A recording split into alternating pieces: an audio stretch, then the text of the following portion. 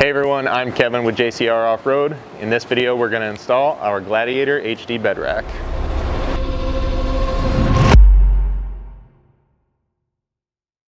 So what I have laid out here is essentially half of the rack roughly, except for the top crossbars that are going to tie the whole thing together. We're actually going to start out with the bracket that is furthest away from me there. That is going to be the bed side rail mount that will bolt together up on the truck. So here's a little bit better look at this bracket. It's going to basically just rest up here on the bedside with the clamp flanges down here, as well as the bed rack mounting flange kind of up and out. You're going to slide this all the way over tight. If you're running our molly panels in here, it'll sit kind of just inside of those. And then you'll grab the clamshell style clamp that we provide for this location. Basically, this is just going to tuck in underneath and clamp the side of this bed rail, or that drop down flange on the inside. You will have 5/16 carriage bolts that you need to slide in here and get lined up with the two vertical slots in this bracket.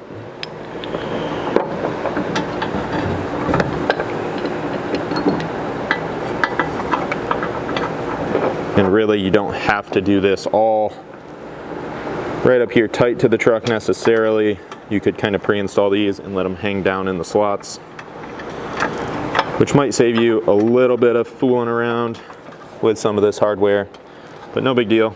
And then once you have that up in here, you're going to want to have the 5/16 nylock flange nuts with washers that we're going to install here on hand, so you can thread those on to get them started. And then for those, you're going to need a 1/2-inch socket or wrench really. You can then press that all the way up tight to the bottom of the flange in here. Make sure it's pinching that inside rail, and then go ahead and snug these up. Now that we have this one snug, at least on one bolt, we know that's going to kind of secure this and hold it in place so it can't fall off of here, so we can jump up to the front and repeat that same process to get this one in. Now I said to snug these up, and we kind of did that at least to the point that this isn't going to rock and fall off of here, but we did leave them just loose enough that we still have some adjustability here. Basically what we found is a good starting point is to make the front edge of this rail pretty much flush or even with the front edge of the inside of the bed right here. So just kind of at least just eyeball that, make that nice and straight all the way across, and then go ahead and tighten these up, making sure that you get this again pushed all the way up and kind of nice and parallel across there. And then just keep in mind, this position might vary ever so slightly from truck to truck, depending on whether or not you're running a soft topper inside of here, or even just a roll-up tonneau cover, depending on the manufacturer you're working with there and their style of clamp and everything that goes along with that. So do what works best for your truck, make sure everything fits nicely, and then repeat this process on the other side. From there, you can assemble each side. So the way I have it laying here, you're looking at the inside. You're going to grab the 3 top mounting brackets for your upper crossbars, and these are going to bolt in the 3 slotted holes here, as well as through the 2 slotted holes on the top for both of these brackets. And then the center one is going to be just a little bit different. This one is more of just a center support bar, where these 2 outside ones are going to carry the majority of the load.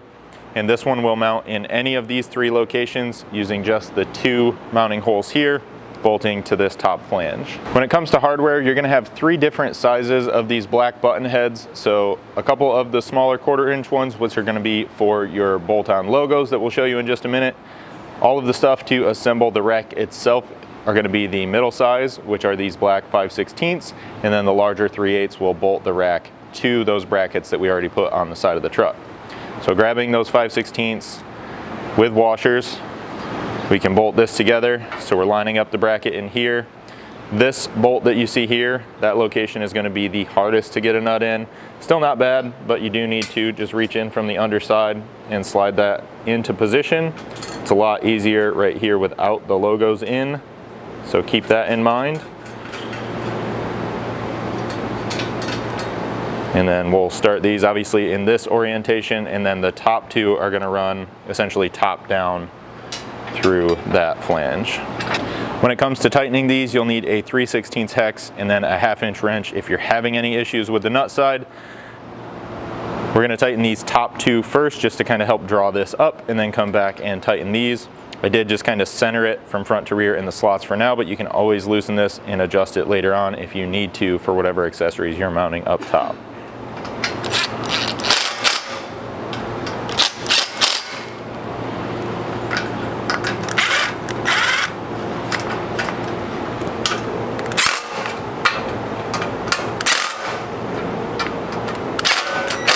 So there's a look at it with all three mounts installed. You can then repeat that process on the other side, and then we'll flip this over to get our logos bolted on. Now here we have the 4 logos. These are going to be a gray texture powder coat. This is when you're going to want to find the smaller 1/4 button heads, again with flange nuts. These you want to keep in mind are somewhat side and location specific, so pay attention to what will be your back bottom logo. Make sure your logo is oriented properly and not reading backwards, as well as the built for whatever badge up top on the front side. You want to do the same thing there. You don't want to be the guy running around with this backwards and not readable. Other than that, just pay attention to the cutouts and make sure they're running in the same orientation, and then it's pretty straightforward to just bolt through the 2 provided holes in each bracket and get these installed out here on the side. For example, with the bottle opener up here, you just want to pay attention. There's a slight angle cut on there, so make sure it's running parallel to the angle on the back of the rack. And then you can drop the bolts in and reach in here to install the nuts. Same thing goes for the logo down here. Once again, reading properly, but also you've got the angle cut out on the back. And then easy access for hardware inside of here. So then following those steps, you can get the remaining 2 installed up front here, and then you just need a 5/32 hex and possibly a 7/16 wrench for the nut to tighten all of these up.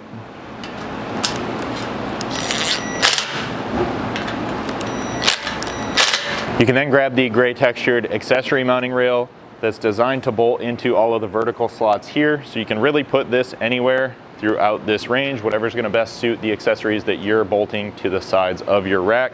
You can also save this step toward the end if you choose to, just to kind of save a little weight, since you will have to lift this whole rack up onto the truck. So that just kind of depends on how you're going to do that, if you have any friends to help you out, and what works best for you there. But this is going to bolt in now with those 5/16 button heads that we were using earlier on, and we're just going to kind of put ours close to the center of this for now.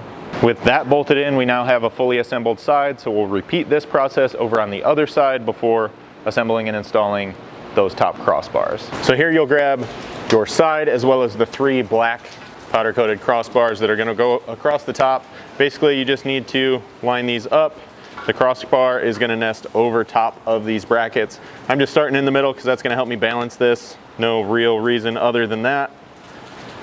So we'll get this slid on here and lined up. Then, while I've been telling you you're going to use 5/16 hardware to assemble the rack, this is the spot where that differs, and you're now going to grab 3/8 to bolt these in, as well as once again bolt the rack to the brackets on the truck. So that's just going to go through the holes in the side of these crossbars, so 4 per crossbar per side. Now in our case, we're planning to install our soft topper under the rack. So for the most compliance, when we're getting all of this on the truck, I'm going to slide this all the way out away from this side rail and just snug it up with our 7/32 hex, and we can make some minor adjustments to that later on once it's all on the truck. And with those in, that'll help kind of support this whole thing while I grab the other 2 and get them bolted in the same manner out on each end. So from here, just keep in mind that all the way out on this bracket is not the same as all the way out here. So make sure that really the distance between the 2 right here is the same, so that your overall width will be the same. And you can then grab the other side, get this lifted up and bolted on there in the same manner, and then your rack will be ready to set up on the truck. Now with this assembled, just keep in mind, now you have to lift it up onto the truck. You're gonna want a couple friends. If you're lucky, maybe you have a forklift where you're working, something to pick this thing up and keep it in place while you're getting your hardware started down on those lower rails. With that being said, there's a couple slotted holes on there that you're gonna be shooting for with your first bolts that we'll show you in just a moment. but those are going to be essentially the second hole in from each end, so keep that in mind as well. And again, have some of your 3/8 button heads at the ready. With it up here, just note that the side needs to be on the outside of the mounting rail section, and then this is what I was talking about. We've got that in that second hole. Same thing on the front, and that leaves you the ability to lift this up or down just a little bit. You've got 2 holes on that side rail, so you can raise the height of this if it suits your needs for any reason to get accessories up over the roof rack or whatever the case is there on your cab. We're gonna run this down in the lowest section. We think it looks the cleanest. So that's where we're leaving this one, and we now just need to work our way through and install 3/8 button heads in all the remaining perimeter holes. From there, just grab that 7/32 hex and work your way all the way around and tighten up all that 3/8 hardware. And again, possibly a 9/16 wrench for the nut side.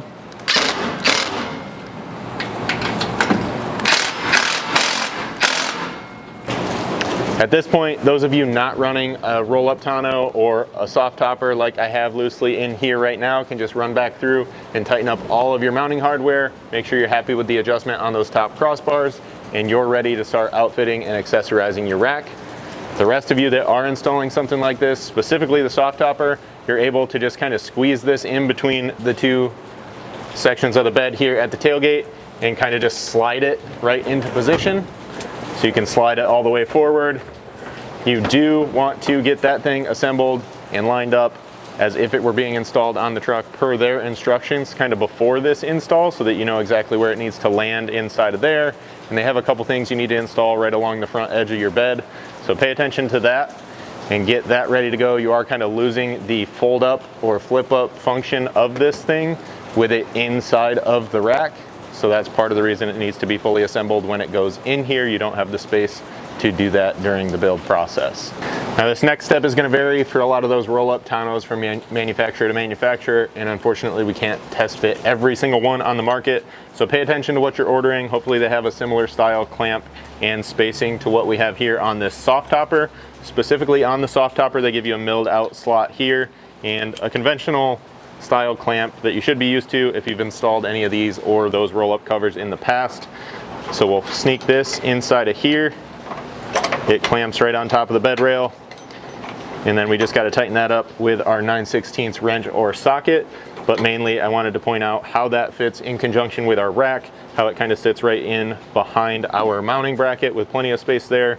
And then kind of the same thing out on the front, just obviously opposite. This is going to sit in front of our bracket. Keeping in mind the small additional thickness of our bracket, you may want to come in here and add either some additional foam or even just silicone type sealant underneath when getting this in place, so that you can kind of keep this as weather tight as possible. Same thing at the front. Aside from that, just follow their instructions and get your topper bolted and secured in place. Now additionally, something I kind of breezed over earlier on when we were getting the clamp style mounts in place on the bed rails is we do offer a second style of mount, or mount clamp if you will.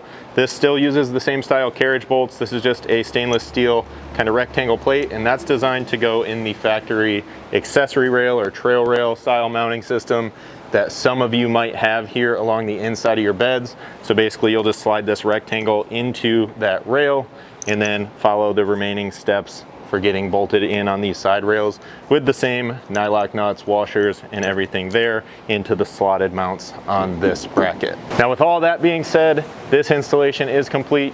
As always, if you guys have any questions at all about this product or anything we offer here at JCR Off-Road, please don't hesitate to reach out to us. You can send us an email at info@jcroffroad.com or call us at 269-353-1184.